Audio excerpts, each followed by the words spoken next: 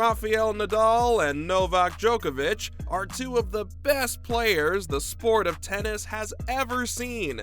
And while fans are going to have their opinion on who is better, the pair are actually closer than you would assume. In today's video, we're going to be comparing the two superstars to see just how close these two match up. Djokovic has been considered the best of the best in the tennis world, along with Rafael Nadal, essentially since Roger Federer left the game. And even prior to Federer's retirement, it was these two battling for the next top spot. So who exactly is the better player? Well, the measure of a great player is typically the amount of accolades that they have accumulated over the years. And that number for Djokovic is impressively high, with a grand total of 22. In his career, Djokovic has won the Australian Open an impressive 10 times, the French Open twice, Wimbledon 7 times, and the US Open 3 times, which of course adds up to 22 Grand Slam wins. But what is even more impressive is the winning percentage that he has earned over this time. He has a very impressive winning percentage of 87.9% over the course of his career, making him one of the most successful players in tennis history.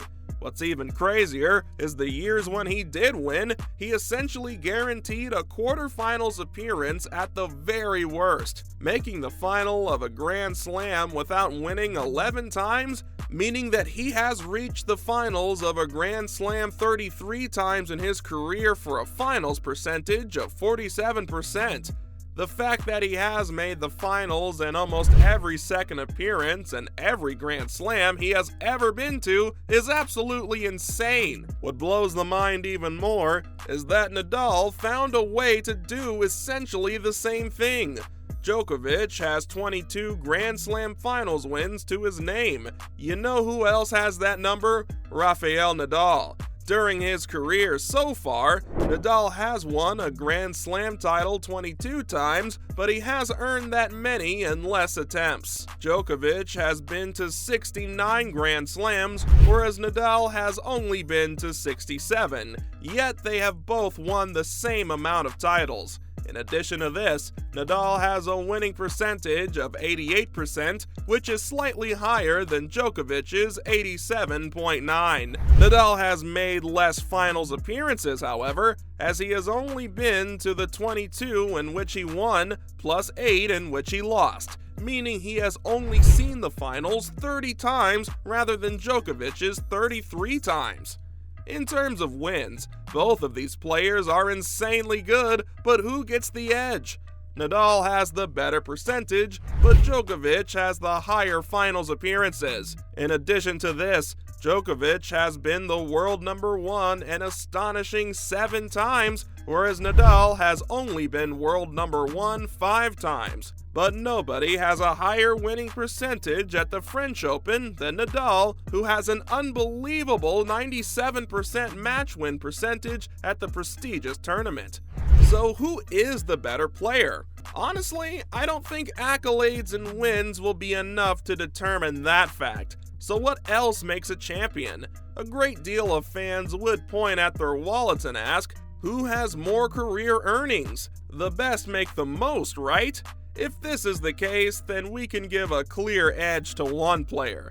Djokovic has used his talent and influence to make an astonishing $133 million during his tennis career. That is combined with his endorsement deals and his winnings from competition, but still, that is a mind-blowing number. His biggest single season earning was back in 2019, when he made $50 million in a single month thanks to an endorsement deal. But it is clear that brands want to be associated with Djokovic due to his skill and clear championship caliber personality and competitive nature. But Nadal is no slouch himself. Nadal has a very similar net worth to Djokovic, with an estimated $220 million for both of them.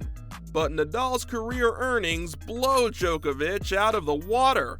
Nadal has an estimated $131 million in career earnings prior to endorsements. That's right, Nadal has earned around the same amount of money as Djokovic has in just career earnings, but has not been as popular when it comes to endorsements and sponsorships, which has limited his career total earnings. So yes, they both have made roughly the same amount of money, but in terms of cash coming directly from a tournament win, Nadal has smoked Djokovic.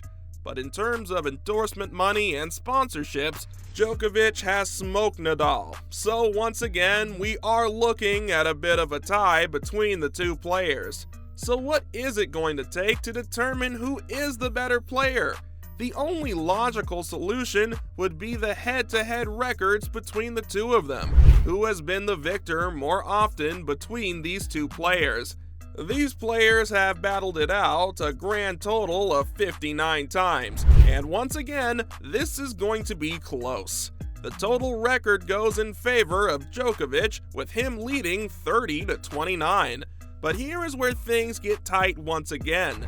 Djokovic is 15-13 in finals across all levels, but in all major matches and major finals, Nadal has the edge. In major matches, Nadal's record against Djokovic is 11-7, and in major finals, Nadal once again takes the lead with a record of 5-4. So while Djokovic has the better overall record, by a single match mind you, Nadal has a better record in more important matches like major finals and major matches. So after all this competition, who is actually the better player? The answer may be hard to determine. Both of these players are elite, with very few players coming even close to the accolades, salary, or reputation as these players. When it comes to wins, they are tied. When it comes to money earned, they are only a few $1 million apart, and when it comes to anything over $100 million, what's a few million, right? And when it comes to head-to-head records against one another, the competition is still fierce, with both of them getting an edge in some way. So is there a way to actually determine the better player? I'd say no.